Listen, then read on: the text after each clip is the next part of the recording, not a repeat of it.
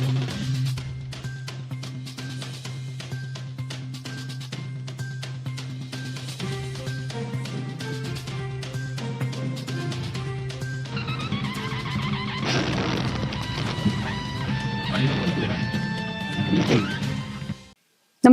आपण पाहता हिरकणी न्यूज.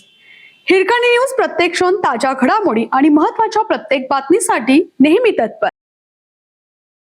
शेतकऱ्यांच्या आक्रमक आंदोलनामुळे जिल्ह्यातील उपसाबंदी शिथिल. कोल्हापूर जिल्ह्यातील धरणात पुरेसा पाणीसाठा असतानाही जिल्ह्यात उपसाबंदी केल्याने उभी पिके करपू लागली आहेत.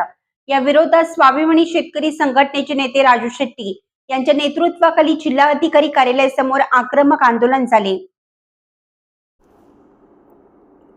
त्यांनी ठिय्या आंदोलन सुरू केल्यामुळे जिल्हाधिकारी डॉक्टर राठोड यांनी उपसाबंदी 3 दिवसासाठी शिथिल करण्याचा निर्णय जाहीर केला.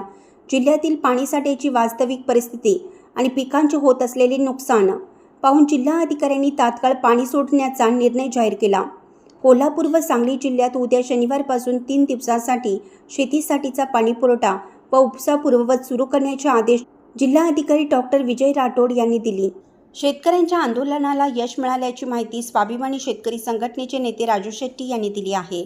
जिल्हाधिकारी डॉक्टर विजय राठोड यांनी जाहीर करताना सांगितलं की पुढील 3 दिवस पाणीपुरवठा पूर्णपणे सुरू राहील. या 3 दिवसाच्या कालावधीनंतर जिल्हा प्रशासन आणि शेतकरी प्रतिनिधींची एक महत्त्वाची बैठक होणार आहे.